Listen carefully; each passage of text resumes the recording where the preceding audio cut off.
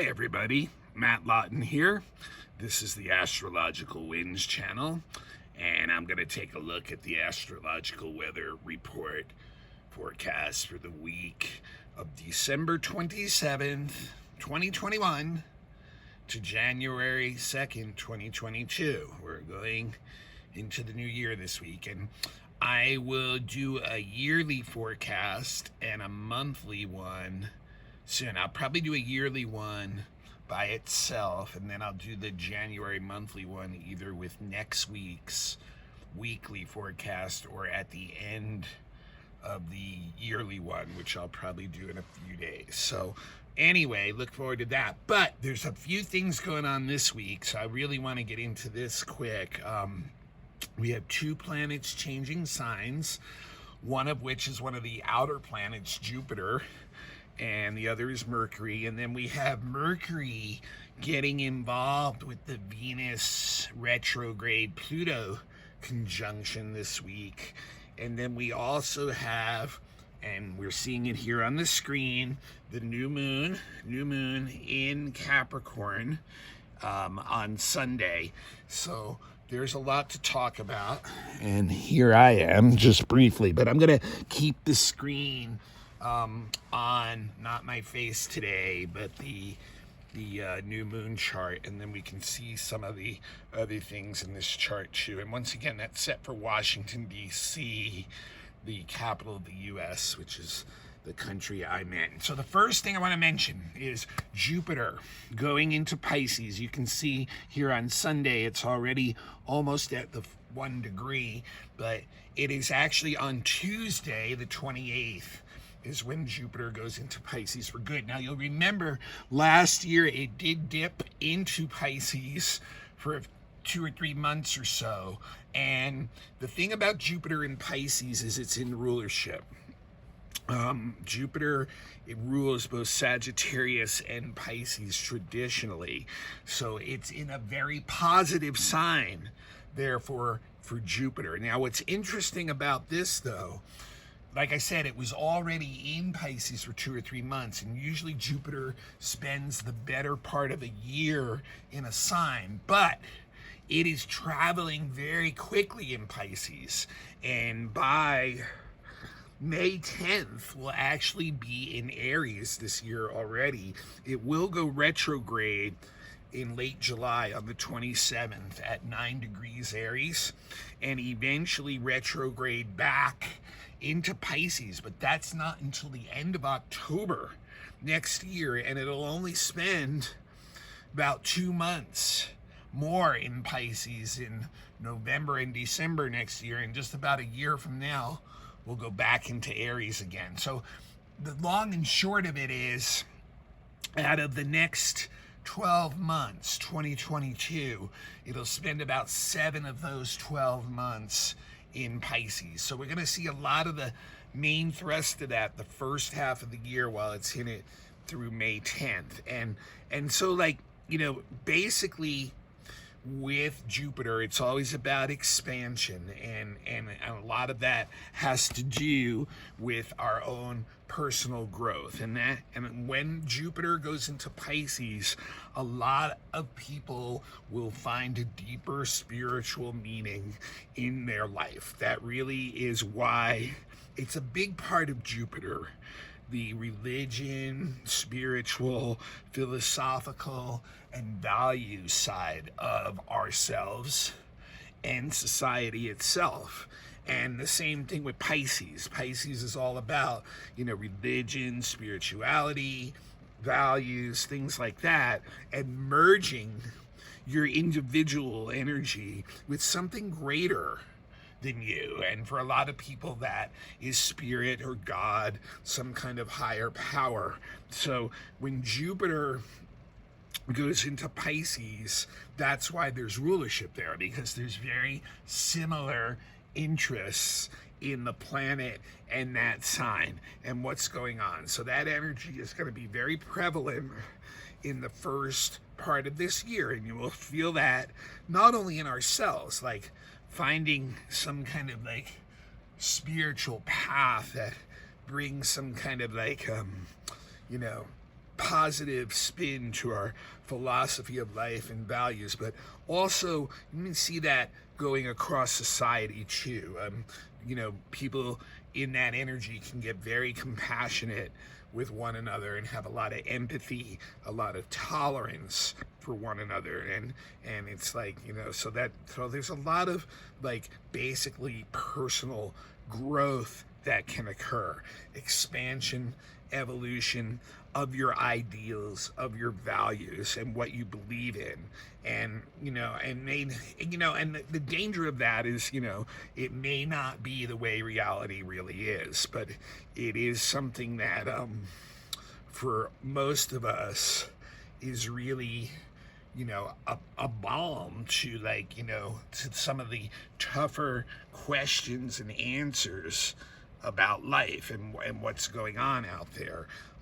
So it can fuel religious and spiritual movements on a societal level, and on an individual level also.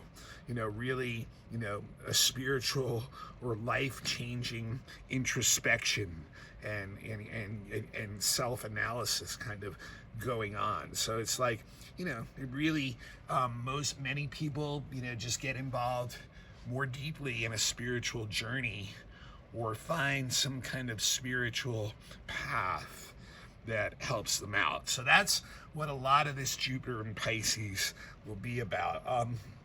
Interestingly enough, also on Tuesday, and this is just a little bit of a minor thing, but I can probably still see this here. Mars was exactly quincunx Uranus on Tuesday, and at the same time it was semi-square Pluto. What's interesting about that to me is it's a little bit of a flashback to 2008 and 2009, actually, when, if you'll remember, Uranus in Aries was square Pluto in Capricorn for a good close to 2 years there, and really there were a lot of just incredibly world-altering events that have really brought us up to where we are now. That's really when the strong two different sides politically came up in the world. The United States, it was red versus blue, or Tea Party versus Occupy at the time.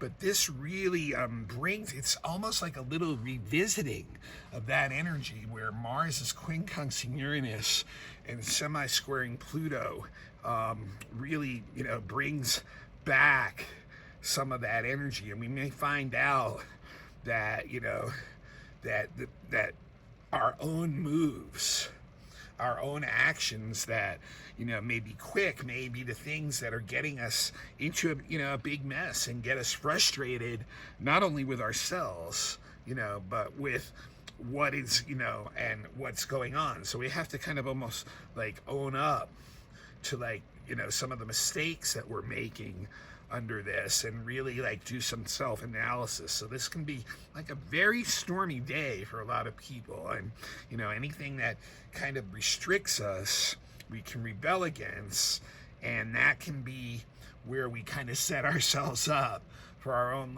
little destructive path by being too impulsive, and then realize that's where the Pluto thing will come in, and really kind of have to take a look at our own psychological makeup about how we're doing things. But it really, the Mars Uranus can really have us or other people do some upsetting kind of actions that really can be shocking and really bring on our own self-destruction and create new enemies, all that kind of thing too.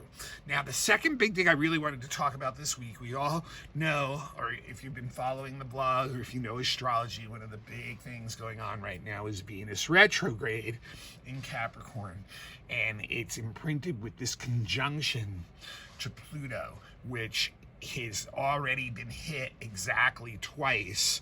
So Venus is really this very deep energy coming up from our psyche and triggering some very intense emotions that have to do with relationships, and really seeing how relationships can transform our lives for either good or bad or both, and really like having to reevaluate all our relationships, especially the older ones, and decide whether they're worthy of what they're giving us versus what we're having to give to them.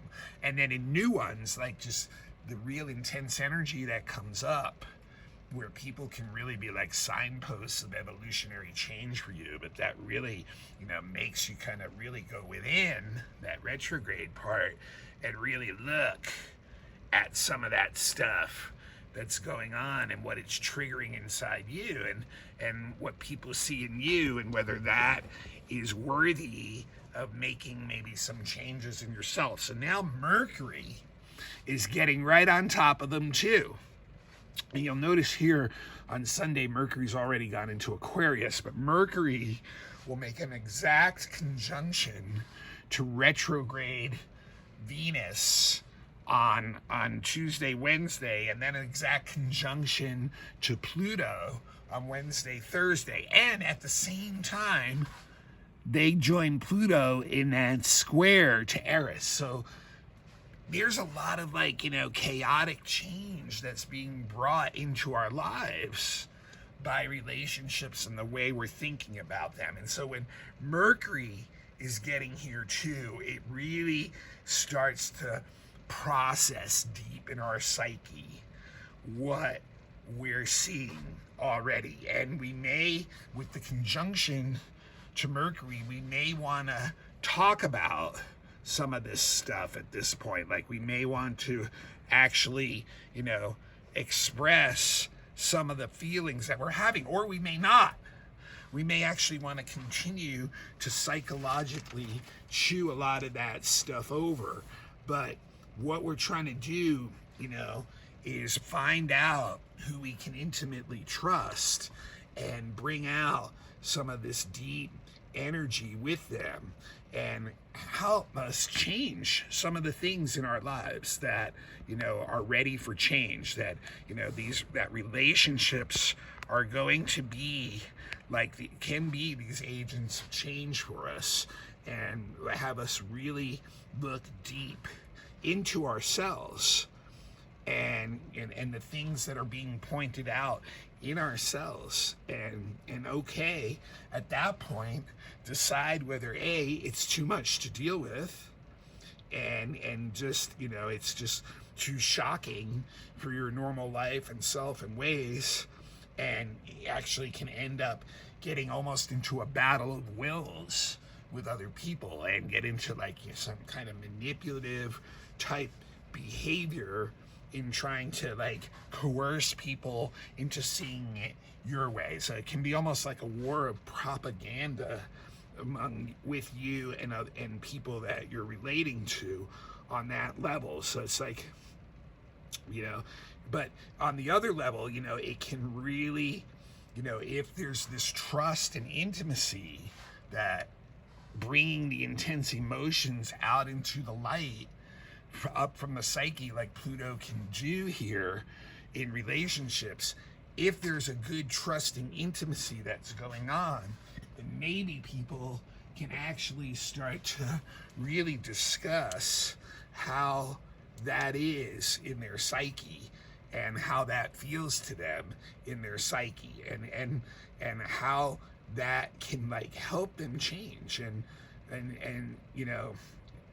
the thing is too, with a lot of this energy, you have to remember it's very subjective, and what you're seeing is your version, your program, that, and you may get, basically where others see a different version of that. And, the thing is, are you going to choose to try to coerce them to see your version, or are you going to try to be, look at some of the intense stuff coming up and let it in? Because if you don't, it can be very frustrating for both parties involved, and you can get to a point where you get some really negative results about it, like I said, just propaganda and obsessions, learning, where it would be much better to look at those deep emotions and the insights and help you understand yourself and each other too, because you can get some really profound insights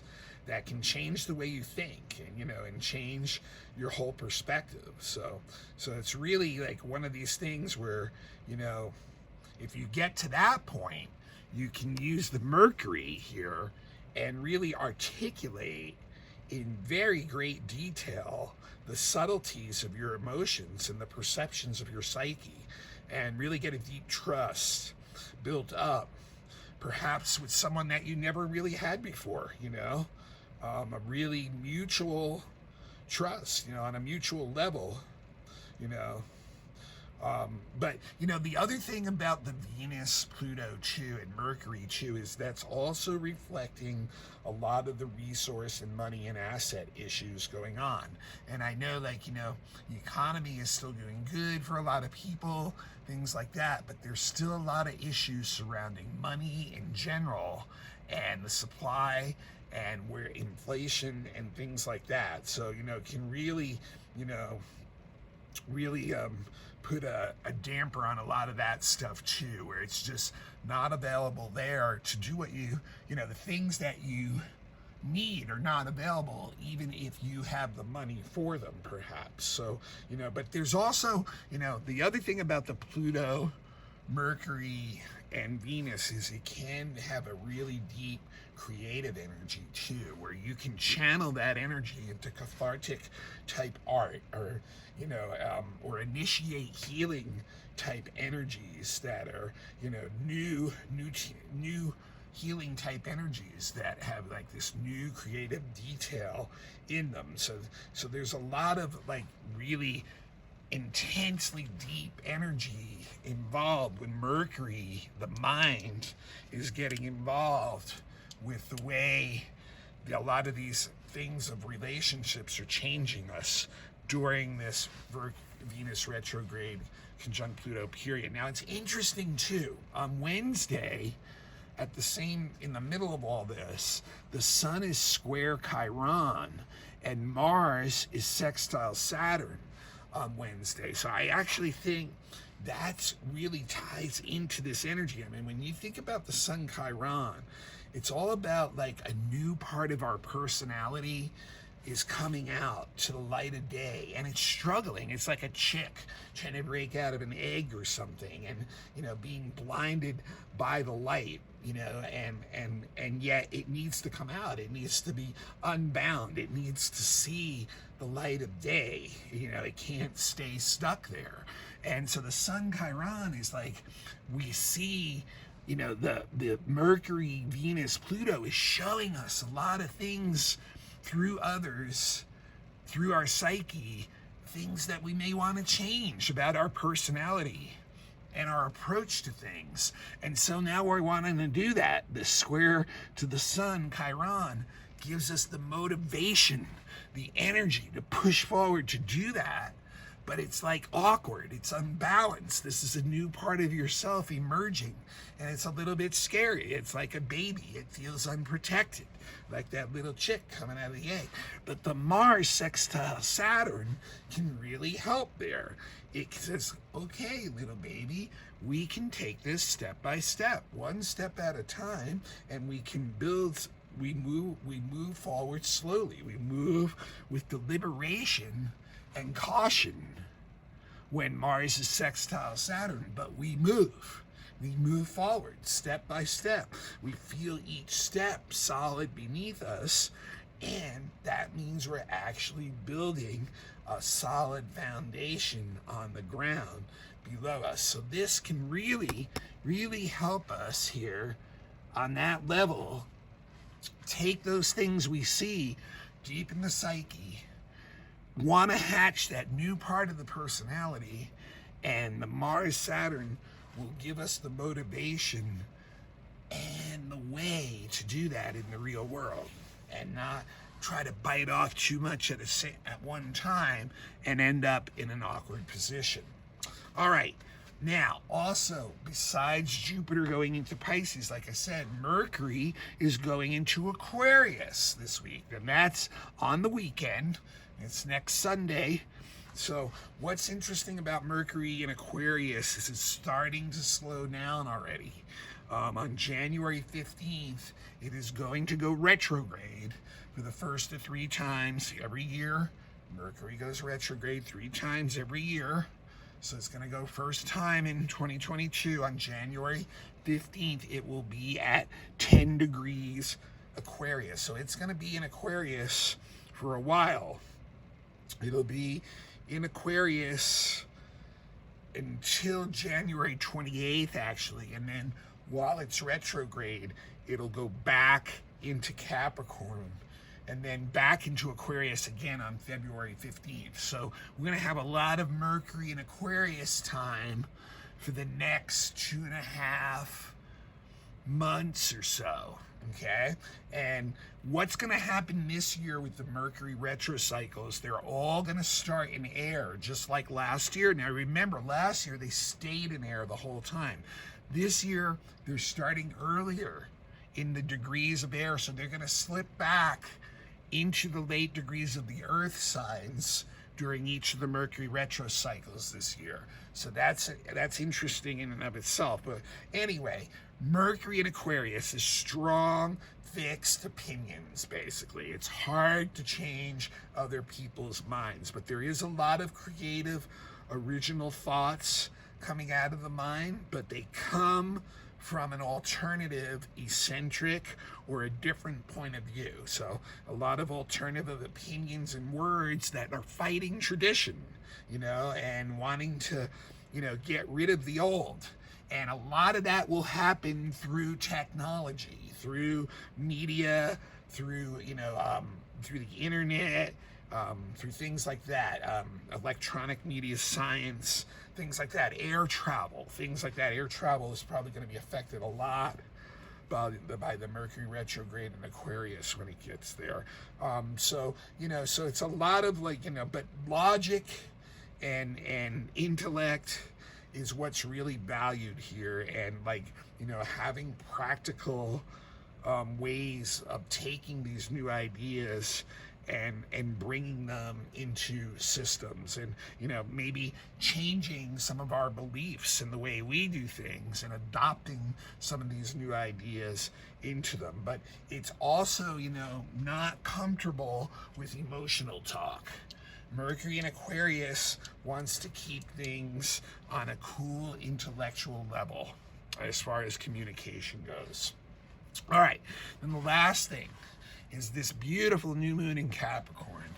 And why do I say it's a beautiful new moon in Capricorn? It's at 13 degrees of Capricorn, and it's got this picking up this wonderful trine to Uranus. So why do I like that? I mean, I think it's going to be a very innovative new moon. I think that the wisdom part of us, the part of us that sometimes is really stuck in tradition and doing things a certain way, is actually starting to get the wisdom that those ways aren't working that well anymore, and that there's some new perceptions and ideas that are coming in that can be added to the book of knowledge that each of us has, and that can improve the systems in our own lives. So I think it's a really, really big, quick, exciting leap chance for all of us with this new moon in Capricorn. Now, usually the moon in Capricorn is not really comfortable. It's in detriment in Capricorn. It's not really into the emotional whimsicalness of where the moons can take us at times. The Capricorn has this much more serious, methodical way of approaching things, and can see that emotions are messy and can really mess things up, especially with stuff we already know that's working well, and we allow some emotional moment to overrule the wisdom we already have. So moon in Capricorn, therefore, will normally try to restrict or limit emotions or control them in some way.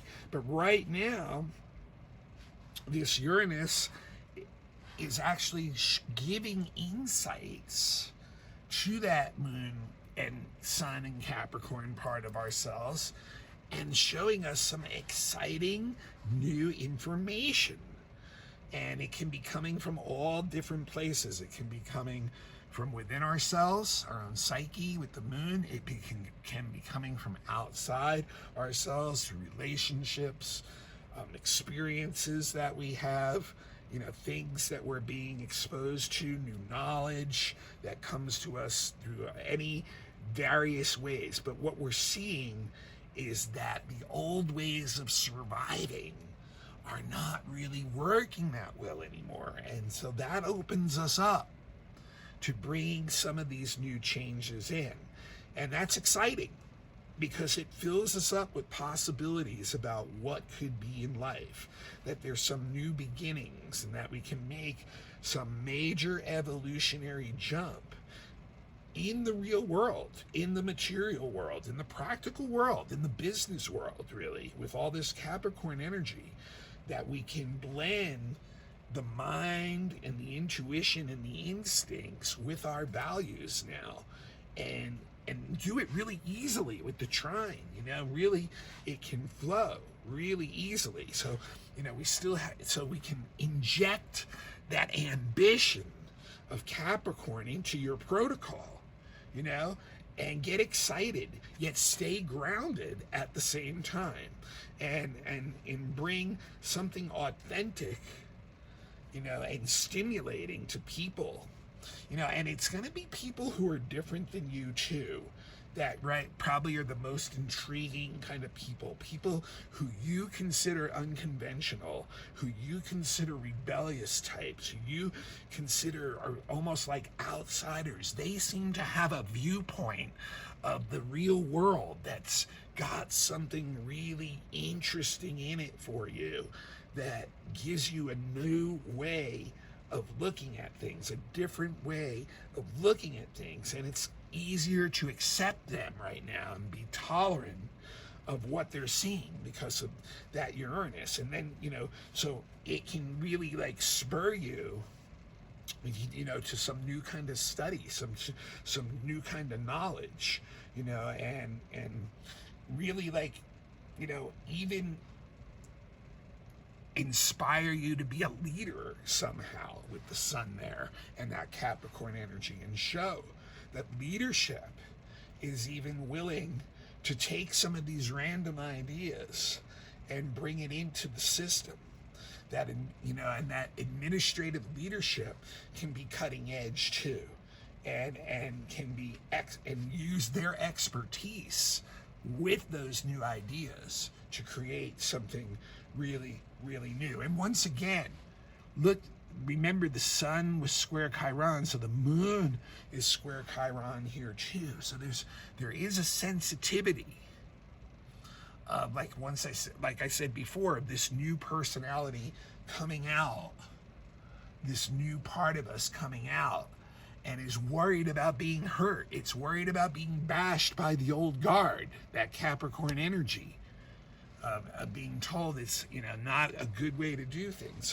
So right now that Capricorn energy is more opened up and willing to accept some of these changes because of what it is seen. Now it's interesting too, the ruler of this new moon is Saturn actually, which is in Aquarius right now with Mercury, and therefore is in that square with Uranus, which I've been talking about all year, and it was just exact again. So it's really Saturn right now, and it's also, remember, in the sextile to Mars that I talked about. So Saturn right now is in a very, very receptive place to changing, and that will help this Capricorn new moon be receptive too. It's in Aquarius, upload a system.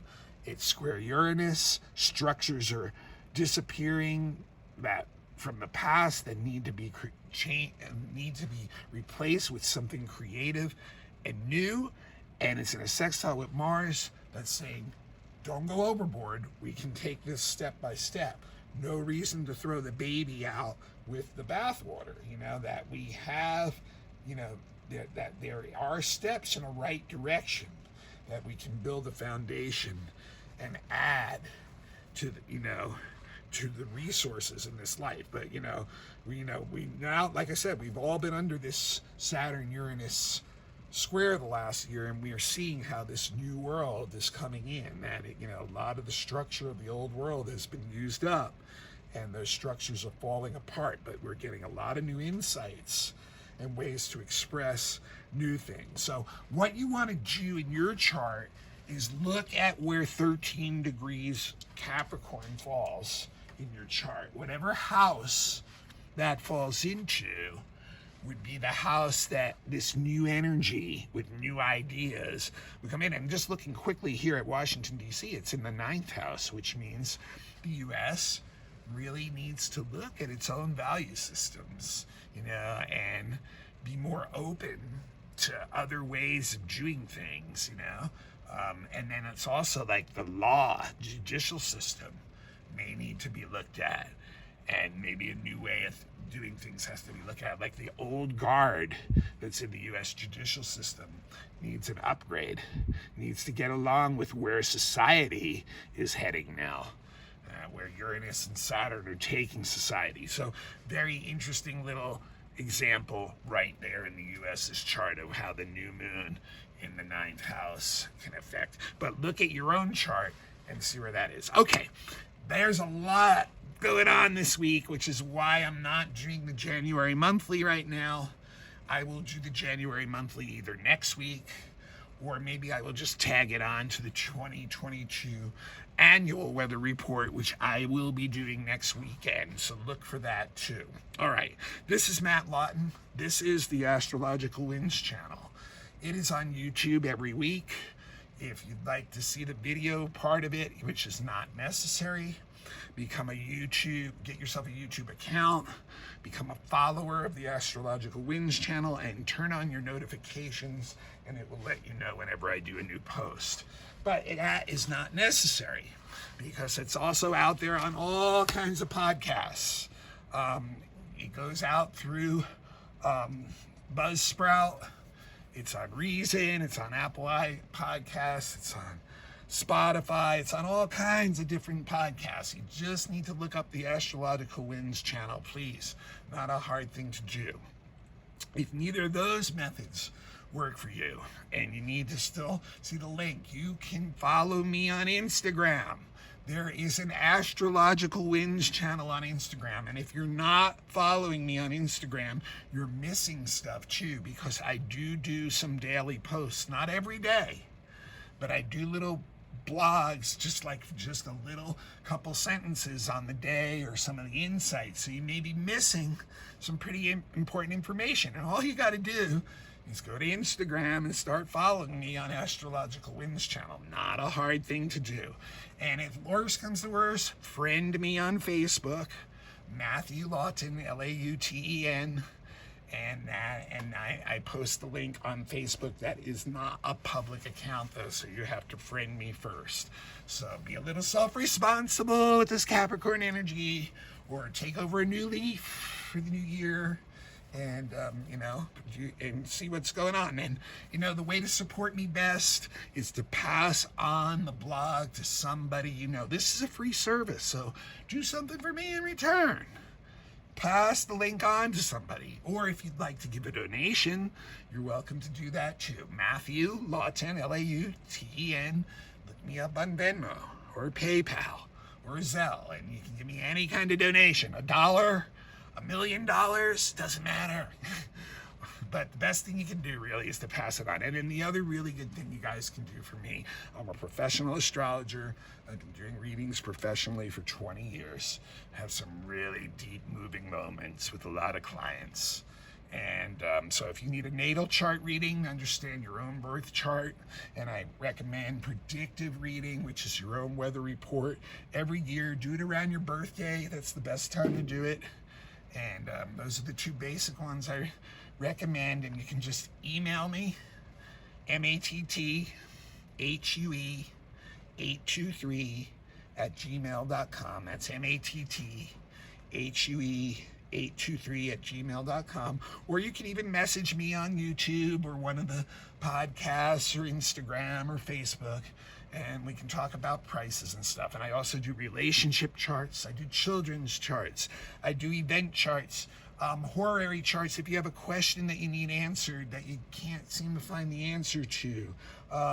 Election charts for when you need the timing of the best thing. Fixed star readings if you're looking for deeper soul purpose. So all kinds of things. And yes, there are classes. People asking about classes again. You know, there's 5 classes available right now. $20 if you're a student with an ID, $25 per class without an ID. They're serious. I will do more classes if more people tell me they're actually doing the classes and completing them. So, you know, more than welcome to do that too. And I'm here, any kind of events, lectures that you'd like, entertainment at a party, things like that, just email me one more time, matthuE823@gmail.com. All right. Happy New Year's, everyone. We'll get to 2022's forecast in a few days. And in the meantime, use this powerful insight energy and this new moon to make some innovative changes to your protocol, to your system. Prepare for 2022. Prepare for the age of Aquarius. Be one of the midwives for it.